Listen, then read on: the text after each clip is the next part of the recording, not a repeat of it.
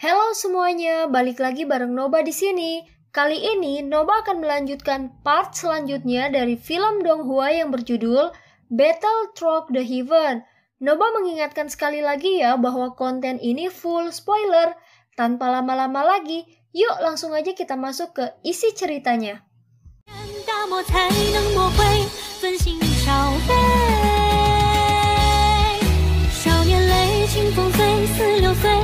Melanjutkan dari cerita sebelumnya. Dengan mengandalkan undangan Giok Clan Gu, kelompok Soyan berhasil memasuki Manor. Setelah itu mereka mengikuti seorang pelayan wanita cantik ke sebuah rumah yang tenang. Karena mereka telah melakukan perjalanan tanpa henti selama periode waktu ini, kebanyakan dari mereka merasa sedikit lelah. Mereka mengobrol sebentar sebelum menemukan kamar mereka sendiri untuk beristirahat. Scene berganti. Terlihat seorang wanita dengan pakaian hijau pucat duduk di dalam awan tebal yang berlama-lama di atas gunung. Kabut bergejolak menyebabkan dia tampak seperti peri dengan sikap halusnya. Sosok tua melintas dan muncul di puncak gunung sementara mata wanita pendiam itu tertutup. Dia dengan hormat memberitahu wanita muda itu setelah muncul. "Nona muda, Tuan Muda Soyan telah mencapai kota suci Gu," ucap Ling Tua. "Ling Tua, apakah dia baik-baik saja?" ucap Sun Er. Tuan Muda Soyan saat ini bukan lagi seorang yang bisa dilihat oleh orang tua ini. Berdasarkan informasi yang saya terima, Ling Kuan yang berada di kelas Dozun bintang 1 bahkan tidak mampu bertahan dalam satu pertukaran dengan Tuan Muda Soyan. "Penglihatan nona muda memang bagus," ucap Ling Tua. Sun Er tersenyum saat mendengar berita itu dari Ling Ying. Dia telah melakukan retret mendalam selama tahun-tahun ini. Masalah dunia luar jarang masuk ke telinganya. Meskipun ini masalahnya, dia mengerti bahwa Soyan saat ini telah terkenal di dataran tengah. Namun nona muda, masalah yang Anda umumkan di klan beberapa waktu lalu kemungkinan akan menyebabkan Tuan Muda Soyan kesulitan, ucap Ling Tua. "Aku percaya padanya," ucap Sun Er. Ling Yin hanya bisa tertawa getir ketika mendengar jawaban Sun Er. Beberapa waktu yang lalu, anak yang diberkati dalam klan Gu ini menggunakan nada tenang untuk mengucapkan beberapa kata yang menyebabkan semua wajah sesepuh berkedut selama pertemuan tetua. Sesepuh di pertemuan penatua telah mendiskusikan masalah pernikahannya setelah dia meninggalkan retretnya. Kata-kata ini adalah alasan mengapa Soyan menghadapi permusuhan dari para jenius muda klan Gu saat dia tiba di kota suci Gu. Terlepas dari apakah kalian semua menentang atau mendukungku, aku hanya menyukainya, dan tak satu pun dari kalian akan dapat mengubah fakta itu, ucap Sun Er. Ketika sinar matahari yang hangat menyinari jendela keesokan paginya, Soyan yang telah berlatih perlahan membuka matanya. Ruang di sekitar Soyan membentuk fluktuasi misterius saat dia membuka matanya. Gelombang demi gelombang warna berbeda diam-diam mengalir ke alis Soyan. Akhirnya gelombang warna berbeda itu bergabung dengan jiwanya. Dengan keterampilan jiwa ini, pelatihan spiritual saya berkembang cukup cepat, ucap Soyan. Soyan tersenyum dan berdiri dari tempat tidurnya. Dia merenggangkan tubuhnya sebelum mendorong pintu kamarnya terbuka. Setelah menemukan dokter peri kecil dan yang lainnya, kelompok Soyan meninggalkan Manor. Manor besar ini sudah dipenuhi para ahli dari seluruh penjuru. Para ahli ini memiliki kekuatan besar atau memiliki faksi kuat yang mendukung mereka. Kelompok Soyan dengan santai berkeliaran sebelum berhenti di sebuah toko anggur yang menempati sebagian besar armor. Ada platform batu besar di tengah toko anggur besar ini. Terlihat dua sosok bertukar pukulan dengan kecepatan seperti kilat. Pertarungan yang menarik menyebabkan banyak pengamat berulang kali berseru. Dua orang di peron yang bertarung ini sekitar 6 bintang Douzong. Mereka adalah ahli dengan beberapa reputasi di dunia luar. Namun mereka tidak menarik perhatian Soyan. Kelompoknya menemukan meja duduk di toko anggur yang dekat dengan meja. "Sudahkah Anda menanyakan tentang beberapa informasi yang terkait dengan tentara terendam hitam itu?" ucap Soyan. Soyan telah melakukan kontak dengan klan Gu ini. Secara alami dia perlu mendapatkan pemahaman yang lebih besar tentang mereka. Apa yang disebut tentara terendam hitam ini dikabarkan menjadi tempat para pejuang terkuat dari klan Gu berkumpul. Dan itu memiliki kekuatan bertarung yang sangat kuat. Soyan perlu mendapatkan beberapa berita tentang mereka. Status tentara terendam hitam cukup tinggi di dalam klan Gu karena persyaratan seleksi yang keras. Tidak hanya mereka harus benar-benar setia kepada klan Gu, mereka juga harus mencapai level tertentu pada usia tertentu. Dikabarkan bahwa tentara terendam hitam diuji setiap tahun. Mereka yang gagal memenuhi persyaratan tes akan dikeluarkan. Oleh karena itu kualitas tentara terendam hitam cukup tinggi, ucap dokter peri kecil. Soyan mengangguk perlahan saat mendengar ini. Dari penampilan para penjaga berbaju hitam di gerbang kota, dia menyadari bahwa para pejuang dari pasukan terendam hitam ini bukanlah individu yang biasa-biasa saja. Tentara terendam hitam memiliki pembagian pangkat yang sangat ketat. Ada 8 komandan besar. Lingkuan dan komandan kelima ada di antara orang-orang ini. Namun lingkuan itu berada di peringkat 7, ucap Tian Huozunze. Lingkuan hanya peringkat ke-7 ya, memang layak menjadi klan Gu, ucap Soyan. Saat ini kamu tidak terlalu disukai di mata para jenius muda dari klan Gu. Cukup banyak dari mereka yang bahkan memandang Anda sebagai saingan cinta. Saya pikir Anda akan menemukan banyak cukup masalah di klan Gu ini, ucap dokter peri kecil. Oh, bukankah seharusnya tidak banyak anggota dari klan Gu yang menyadari tentang hubunganku dengan Sun Er kan? Ucap Soyan. Ya, awalnya memang begitu.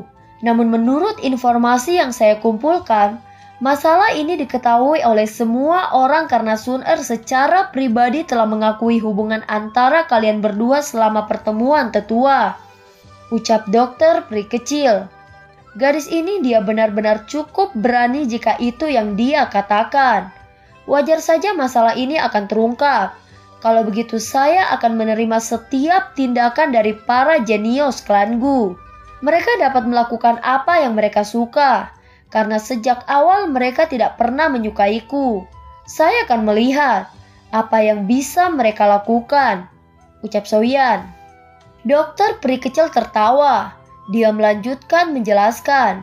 Di antara 8 komandan besar, lebih dari setengah dari mereka memandangmu sebagai saingan cinta yang menimbulkan ancaman terbesar. Jika kamu bertemu mereka, mereka pasti akan menemukan alasan untuk berdebat denganmu. Tentu saja saya pikir orang-orang yang menjadi ancaman terbesar bukanlah orang-orang ini.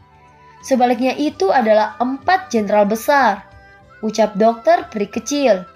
4 jenderal besar? Tanya Soyan. Tingkat atas sebenarnya dari tentara terendam hitam dapat dikatakan sebagai 8 komandan besar, 4 jenderal besar dan 2 pemimpin tentara terendam hitam. 4 jenderal besar ini adalah jenius tertinggi bahkan di dalam klan Gu yang dipenuhi dengan banyak bakat. Semuanya adalah individu yang brilian. Berdasarkan potensi mereka akan menjadi anggota inti sejati klan Gu di masa depan, ucap dokter peri kecil. Sebuah kesungguhan melonjak ke dalam hati Soyan. Apa yang dia dapatkan pada usia ini adalah yang teratas di dataran tengah. Namun sejak dia telah tiba di klan Gu ini, dia akhirnya mengerti bahwa pencapaian seperti itu tidak cukup untuk dibanggakan. Karena pangkat para jenderal ini lebih tinggi dari para komandan, kemungkinan jenderal terlemah pun akan lebih kuat dari komandan pertama. Jika dipikir-pikir, kekuatan keempat jenderal besar ini akan mirip dengan Tianzun ke-9 dari Hall of Soul. Soyan perlahan mengembuskan nafas. Kecepatan pelatihannya sudah sulit dipahami di mata orang-orang dari generasi yang sama. Tetapi masih tampak sedikit lemah jika dibandingkan dengan para jenius pamungkas dari klan Gu. Selalu ada seseorang yang lebih baik. Ungkapan ini memang benar, ucap Soyan. Meskipun saya tidak mengetahui sikap 4 jenderal itu, Sun Er adalah anak yang diberkati dari klan Gu. Daya tarik yang dia tunjukkan kepada para jenius seperti mereka tidak ada bandingannya. Karena itu Anda harus lebih memperhatikan, ucap dokter peri kecil. Lupakan betapa kuatnya yang disebut jenderal ini. Tidak ada yang bisa menghentikan hubungan antara saya dan Sun-er. Meskipun saya hanya memiliki kekuatan Dozun bintang 5, saya tidak takut bahkan pada Dozun bintang 7 atau 8 jika saya benar-benar bertarung. Oleh karena itu, saya berharap keempat komandan besar ini tidak menganggapku sebagai kesemek yang lembut, ucap dalam hati Soyan. Mereka yang memiliki garis keturunan Daudi memang memiliki jalur pelatihan yang mulus. Namun kecepatan ini berhenti tepat sebelum kelas Douseng. Meskipun klan kuno seperti klan Gu memiliki banyak elit Dozun, tidak banyak orang yang bisa masuk ke kelas Douseng. Jika seseorang ingin maju ke level itu, dia hanya bisa mengandalkan dirinya sendiri. Pada saat seperti itu, garis keturunan Daudi menjadi beban. Karena itu Anda tidak perlu bersaing dengan orang-orang ini dalam hal pencapaian Anda saat ini. Ketika kamu mencapai kelas Douseng di masa depan, orang-orang ini mungkin hanya akan tetap berada di kelas Dozun, ucap Tian Huozunze. Soyan mengangguk saat mendengar ini. Sementara kelompok Soyan minum dan mengobrol di antara mereka sendiri, ada dua tatapan sedingin es dari belakang kelompok Soyan. Dia itu Soyan, ucap komandan ketiga. Kakak ketiga, dia adalah Soyan yang disebutkan oleh Nona muda. Dia memiliki reputasi besar di dataran tengah. Kesombongannya tidak berkurang sedikit pun bahkan sekarang setelah dia datang ke klan Gu kami, ucap Lingkuan. Ini bukan dataran tengah. Meskipun kita mungkin tidak menarik perhatian Nona muda, seseorang dengan level seperti itu seharusnya juga tidak memiliki kualifikasi itu, ucap komandan ketiga. Sebaiknya kamu tidak melakukan sesuatu yang sembrono. Mereka adalah tamu, ucap komandan kelima.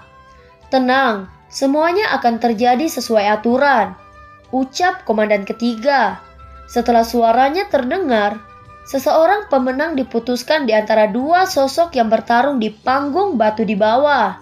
Keduanya mundur. Segera suara yang jelas dan keras menarik perhatian semua orang.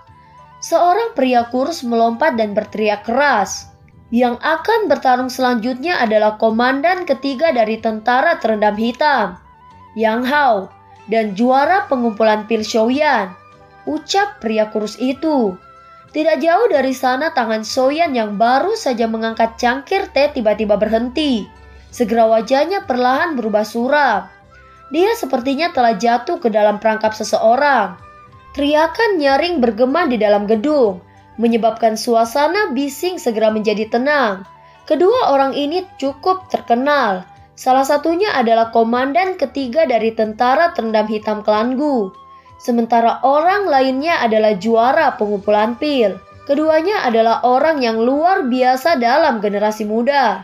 Kegembiraan melonjak di cukup banyak mata orang ketika mereka memikirkan hal ini. Tatapan mereka menyapu sekitar mereka dalam upaya untuk menemukan mereka berdua. Apa yang terjadi? Ucap dokter peri kecil. Kelompok dokter peri kecil juga terkejut karena perubahan tak terduga yang tiba-tiba ini. Mereka melihat ekspresi suram Soyan dan segera mengerti sesuatu. Mereka mengerutkan kening dan berkata, tidak terduga bahwa masalah telah datang mengetuk pintu setelah baru saja membicarakannya. Ini benar-benar sedikit terlalu licik, ucap dokter peri kecil. Dengan kecerdasan mereka secara alami mengerti bahwa pihak lain menjebak Soyan. Itulah mengapa mereka secara terbuka bertindak sebelum meminta izin Soyan. Jika Soyan kalah dalam pertandingan ini, kemungkinan itu akan menjadi alasan bagi klan Gu untuk menendang Soyan. Bahkan Sun-er akan terlibat dalam hal ini. Tidak apa-apa, saya tidak suka masalah terus-menerus seperti ini. Tidak buruk jika saya membunuh seekor ayam untuk memperingatkan monyet-monyet itu sebelum memasuki klan Gu. Karena dia rela ingin menjadi ayam ini, aku akan menerima tawarannya, ucap Soyan. Soyan tiba-tiba menoleh setelah mengucapkan kata-kata ini. Tatapannya dingin tertuju pada pria yang memiliki reputasi komandan ketiga. Hahaha, inderanya cukup bagus. ucap komandan ketiga. Yang Hao, kamu tidak boleh bertindak sembarangan. Bagaimana jika sesepuh menyadari hal ini? Ucap komandan kelima. Klan Gu kami selalu lebih cenderung untuk bertarung. Bukankah baik untuk menemukan teman melalui pertarungan? Tenang, saya tidak akan membiarkan dia kalah dengan cara yang cepat, ucap Yang Hao. Setelah kata-katanya terdengar, tubuh Yang Hao melintas dan dia muncul di panggung batu sebelum komandan kelima bisa mengatakan apa-apa lagi. Dia tersenyum sambil melihat ke arah Soyan. Tuan Soyan, saya sudah lama mendengar nama besar Anda. Bolehkah saya tahu apakah saya dapat meminta beberapa pelajaran dari Anda hari ini? Ucap Yang Hao. Semua tatapan di gedung berkumpul di sosok kurus di samping jendela. Dia itu Soyan, juara pengumpulan pil. Dia terlihat cukup muda. Tidak terduga bahwa dia telah mencapai level alkemis tingkat 8 pada usia seperti itu. Ini benar-benar sulit untuk dipercaya, ucap orang di sekitar. Ada desas-desus bahwa gurunya adalah Yao Chen, yaitu Yao Zunze sejak saat itu. Bahkan Yao Chen saat ini telah maju ke Banseng. Kekuatannya begitu besar sehingga menakutkan, ucap orang di sekitar. Tidak heran, Yao Chen memiliki mata yang tajam. Muridnya saat ini berkali-kali lebih kuat dari Han Feng sejak saat itu, ucap percakapan pribadi. Ekspresi Soyan tenang saat dia mendengar percakapan pribadi di sekitarnya. Dia menoleh dan menatap pria muda Yang Hao itu. Dia perlahan berdiri dan berkata, "Karena komandan ketiga bersikeras, saya tidak akan menolak tawaran Anda," ucap Soyan. "Hati-hati," ucap kelompok dokter peri kecil. Soyan mengangguk. Dia melangkah maju dan ruang di depannya menjadi terdistorsi. Saat berikutnya dia muncul tidak jauh dari Yang Hao. "Kamu memang layak menjadi juara pengumpulan pil. Keberanian ini benar-benar mengagumkan. Hari ini, komandan ini secara pribadi akan menguji dan melihat betapa luar biasanya juara pengumpulan pil," ucap Yang Hao. Yang Hao tertawa keras saat daukinya melonjak. Tangannya tiba-tiba mengepal dan angin kencang terbentuk di telapak tangannya. Kakinya menginjak tanah. Tubuhnya muncul di depan Soyan dengan kecepatan seperti kilat. Soyan mundur saat menghadapi serangan ganas dari Yang Hao. Dia mulai menggunakan gerak kaki misterius dalam radius 3 langkah dan menghindari serangan Yang Hao. Kecepatan yang sangat cepat. Namun cobalah menghadapi serangan gerak kaki ular nagaku ini, ucap Yang Hao. Setelah mengucapkan itu, sosok ilusi naga ular samar-samar muncul. Klan Gu tidak kekurangan keterampilan Dao kelas tinggi. Selain itu, sebagai komandan ketiga, keterampilan Dao yang telah dipelajari Yang Hao jelas tidak biasa. Gerakan kaki ular naga ini saja tidak kalah dengan gerakan 3000 petir Soyan. Kecepatan Yang Hao tiba-tiba meningkat setelah menggunakan gerakan kaki ular naga ini. Angin cakarnya tiba-tiba berubah saat aura ganas dengan cepat berkumpul di telapak tangannya. Ruang di mana telapak tangannya lewat langsung retak. Namun dia salah perhitungan di depan Soyan. Orang yang memiliki kekuatan spiritual yang luar biasa kuat, teknik kelincahan seperti hantu tidak bisa lepas dari matanya. Dengan mudah Soyan menghancurkannya. "Bagus," ucap Yang Hao. Ekspresi Yang Hao menjadi serius setiap kali mereka bertukar pukulan. Meskipun dia telah menggunakan 2 jenis keterampilan Dao tingkat menengah kelas D, dia tidak dapat menyakiti Soyan. Gerakan santai Soyan membuatnya merasa kehilangan muka. "Aku tidak percaya bahwa bocah sepertimu dapat bersaing dengan komandan ini," ucap Yang Hao. Kakinya tiba-tiba ditarik ke belakang. Pada saat yang sama, tangannya mulai membentuk banyak segel yang sangat akrab dengan Soyan. "Keterampilan segel dewa ya?" ucap Soyan. Soyan tubuhnya melintas dan muncul di depan Yang Hao. Dia menjentikan jarinya dan menyerang pergelangan tangan Yang Hao. Serangan ini mungkin tidak kuat, tetapi itu mengganggu penyelesaian keterampilan segel dewa Yang Hao. Bocah ini, mengapa dia menyadari kekurangan dari keterampilan segel dewa? Ucap Yang Hao. Ekspresi Yang Hao berubah ketika Soyan secara acak memecahkan segel yang telah dia bentuk. Sebelum dia bisa berpikir, sosok Soyan sudah menyerang lagi tanpa bisa dia lihat. Semua orang tercengang melihat Yang Hao terhuyung mundur beberapa langkah setelah pukulan Soyan. Wajah Lingkuan yang awalnya gelap dan dingin di lantai atas menjadi sedikit jelek. Dia samar-samar mulai merasakan kegelisahan. Yang Hao bukan tandingannya, ucap komandan kelima. Bajingan, ucap Yang Hao. Wajah Yang Hao menjadi merah setelah dipaksa kembali oleh telapak tangan Soyan. Jelas dia tidak mengerti mengapa dia tidak bisa mengalahkan Soyan dengan kekuatannya di puncak kelas bintang 5 Douzun. Selain itu dia bahkan telah menggunakan banyak keterampilan Dou yang sangat kuat. Di sisi lain Soyan belum menggunakan satu skill Dou bahkan sampai sekarang. Sebuah keganasan samar-samar muncul di wajah Yang Hao. Teknik membalik segel tanah, teriak Yang Hao. Dia melepaskan gerakan kaki ular naganya hingga batasnya. Sosok ilusi naga ular muncul di panggung batu sementara segel di tangannya dengan cepat terbentuk. Douki yang besar dan perkasa dengan cepat berkumpul. Soyan berdiri di atas panggung dengan tangan di belakangnya. Matanya tenang saat dia melihat teknik itu sebelum perlahan menutup matanya. Panggung batu di bawah kakinya tiba-tiba pecah. Serangan dari bawah tanah dengan pilar magma panas menabrak kaki Yang Hao. Serangan yang dilepaskan dari bawah tanah telah mengejutkan semua orang.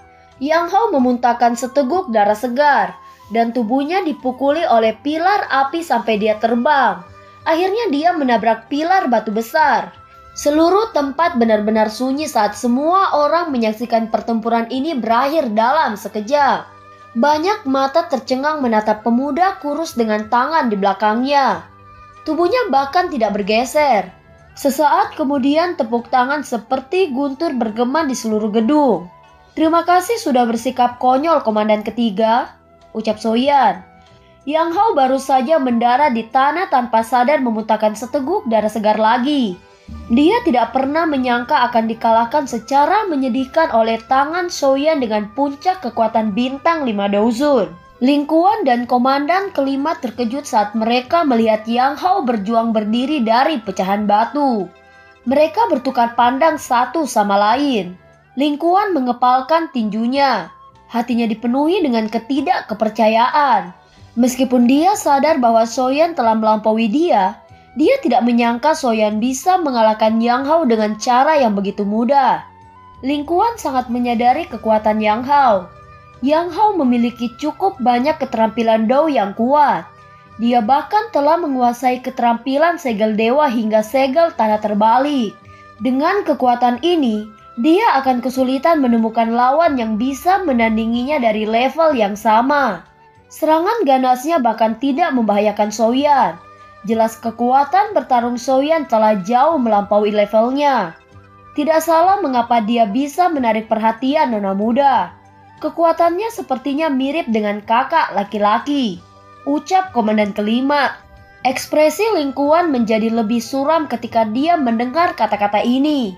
Yang Hao yang terkubur di bawah pecahan batu bangunan berjuang untuk memanjat keluar. Sebagian besar pakaiannya compang-camping. Darah segar terus merembes dari sudut mulutnya saat dia batuk. Rambut Yang Hao berantakan. Sepasang mata merah memelototi Soyan. Dia pada dasarnya menderita kekalahan total selama pertandingan ini. Tidak peduli bagaimana dia memikirkannya. Dia tidak bisa mengerti bagaimana dia akhirnya dikalahkan dengan cara yang menyedihkan oleh Soyan. Terutama karena dia berada di puncak bintang 5 Douzun dan memiliki banyak keterampilan Dou kelas tinggi. Kemarahan dan rasa malu membengkak di dalam hatinya.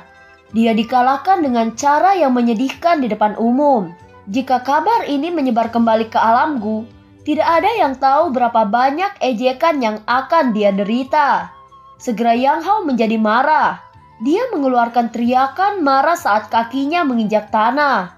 Dia berubah menjadi kilat yang sekali lagi melesat ke arah Soyan di atas panggung. Bajingan, aku menolak untuk menerima ini, teriak Yang Hao. Mata Soyan acuh tak acuh saat dia melihat Yang Hao bergegas. Kakinya tiba-tiba menginjak di depannya, dan tubuhnya yang seperti hantu muncul di depan Yang Hao.